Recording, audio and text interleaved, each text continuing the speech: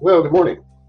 What we're looking at here is a roll of tracing paper that's been put on the table here to kind of be part of the new next step in what we're doing with the videos. Okay, so maybe this will fit into the screen.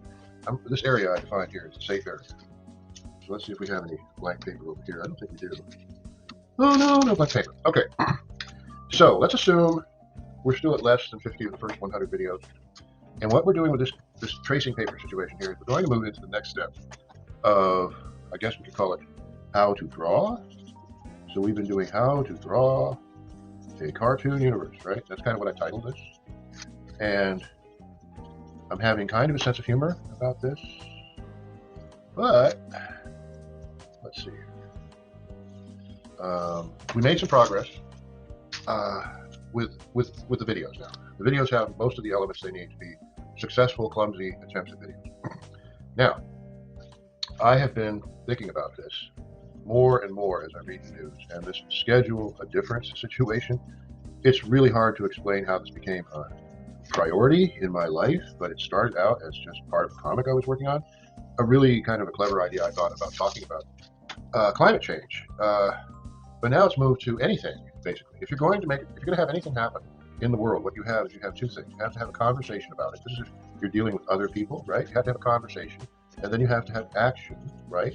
And if it's going to be of any significance, as opposed to, say, running away from an earthquake or any number of other things, what you need to do is you need to actually schedule what the difference is going to be. Like, we're not going to send our kids to this school. We're going to send them to this. We're going to send them to some crazy camp someplace or do something else with kids. I don't know. Anyway, schedule a difference, right? The wedding's off. We're not doing that. We've got a green light. However it works, schedule. So conversation, action, and scheduling are basically all there is, right? So this works with this. These two things. Think of me making an absolutely insane day planner for the next maybe 2 years. We'll call it 2 years. The last 2 years certainly were a trip. The next 2 years are going to really be a trip. And so if we're going to end up someplace tolerable, it's going to require some scheduling. Anyway, enough said about that. Except that we have only so much to work with, and what I mean by that is a year is 365 times 24 hours, and then this is 24 times 24 times 60 minutes, right? And then this is 60 times 60. That's this is kind of funny, but it's not. This is all there is. When people are putting you on, we can call it the extortion calendar. The extortion calendar is you owe me more than I owe you, and that's what most of us peasants are usually dealing with. Is, oh man, I know I owe more than I have to somebody else. Okay, right? And then when it comes time for people to pay the peasants, it's kind of like that's something else altogether. Okay, so I'll gripe about the people who owe me money later. But the thing is that I have found my motif. This is my motif, and so I should be able to make a living doing this. And probably with something like this. Okay, so, but the issue isn't just me. The issue is this refugee economy that's being created around us. Why am I blathering about that? The reason I'm blathering about that is because I want to make sure that the context is kept on track.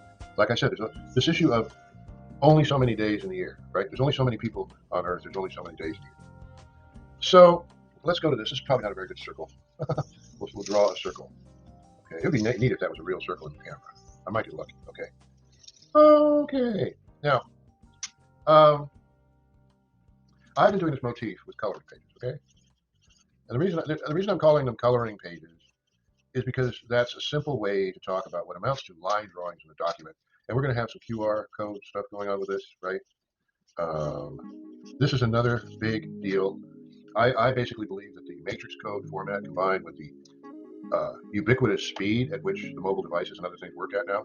This is like with video editing and a couple of other things. This is like a new programming language, in my opinion. And the thing is, who cares if I'm right? Because I'm a science fiction artist. So everyone's going to get tired of planetoids, right? But we're going to draw yet again another planetoid. And let me kind of explain what's going on with these. These are hollow planetoids, right? Okay. But they make for a great sci-fi environment. Where is this planetoid? I've been doing this now for over 6 years, right? No, but more than that, almost 10 years. I came up with this motif, and well, that's just the way it is. This is Dave's motif, planetoid. Anyway, but now you can print them on 3D printers, so you can put one of these in your backyard. Okay, now the planetoid motif is great for creating these little worlds for different. This could be the oh, I don't know, the Taj Mahal planetoid. This could be, you can pick a subject for this. Okay, this is a little bit about education and orientation, right? Um, oh, and let me mention, of course, that we now have. I've been saying this, but it's now right up front and center. It's part of the presidential election of 2024 here in the United States. Basically, Florida has lost its mind and has decided that if you're a veteran, you can just be a teacher. You can just walk into the third grade classroom and just start teaching, right? Well, that means that we basically have an education crisis. And this is a big part of where I'm coming from with this. Okay, so these planetoids can be educational and entertaining, but let's say each planetoid, we have a tour of the planetoids, and the planetoids are educational. And this is dedicated to some part of history, and the QR codes go to Wikipedia, et cetera, et cetera. Isn't that neat? Okay. So once again, I'm kind of orienting myself with tracing paper. That's what I'm doing. My mission is to stay on track. Stay on track. And round about video 100, be set up for the business model I've kind of settled on, which is like these pieces. I'm just going to call them $400 a piece, right? Even this one. If you were going to buy some art from me, you could buy this piece for $400. And in the museum, not the museum, the Museum of Modern Art. Am I getting ahead of myself? No. In, what will we call it? Oh, magazines. Okay, magazine art, cover art, things like that. A going fair price for a piece of art about this big to become, part of it, maybe a cover or something like that. It's about $400. So $400 is not out of line. This would be about $400 a day for David, maybe every 2 days, for finishing these things up nicely. So we've now reached what could be called an equitable navigational direction. These base drawings are $400. The little spot illustrations that happen occasionally are $10 to $20, and that's really about the going rate for those there was a few years ago. So I'm not being outlandish here. And the reason I'm putting that up is, well, the schedule is a year from now without any trouble at all. This is a going proposition with an established customer base, and we're not fussing about, you owe me more than I owe you, and all the other bullshit that goes along. My fundamental philosophy is that the work has been done. So this criminal agitation of the American Republican Party is just absolutely nuts. There seems to be a global push for us to just stay stupid and remain agitated when we have solar panels coming our way, and we have all kinds of other things happening where we could basically augment oil energy and other energy and just kind of slowly work ourselves towards a much better situation. It doesn't even have to be slow. So the schedule of difference thing, for instance, let's put gasoline up here, right? We just went through this big, giant, contrived situation with gas prices, which was absolutely insane. And if Americans had just decided, well, we buy gas on Thursday, we don't buy gas on Friday, and if enough people had just done something simple like that, the oil companies would immediately have taken notice and lowered the prices. And I know that sounds communist. That's how things work. Okay, so here's planetoid. It's an educational planetoid, and I don't know what the topic of interest is. We will have a topic. Let's say that the planetoid, each planetoid has a topic, right? Great, it's a topic. Now, there are other things happening in this universe.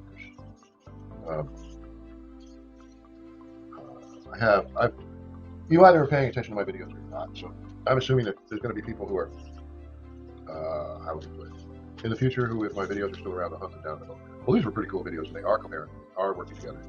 So this space landscape where the planetoids exist,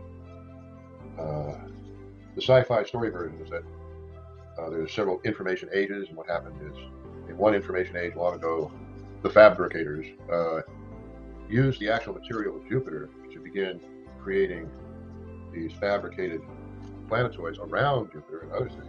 They actually depleted the mass of Jupiter, believe it or not, enough for regulations to be formed. We'll call them mass regulation. Anyway, so what happens is, that was the first information age. Anyway, we ended up with like millions and millions of planetoids. Certainly, they're in the rings of Jupiter. Okay, that's kind of like a point of departure, and several other things. So these planetoids are cool. I like the word cool. The word cool is cool. Okay, so then I'm just very quickly going to do this, I guess. I'm blathering. I may speed the video up. But I want to see how this looks. Okay, so let's say, and I've got to do this maybe with Facebook Marketplace. Where do I put the pieces now? It'll all work out.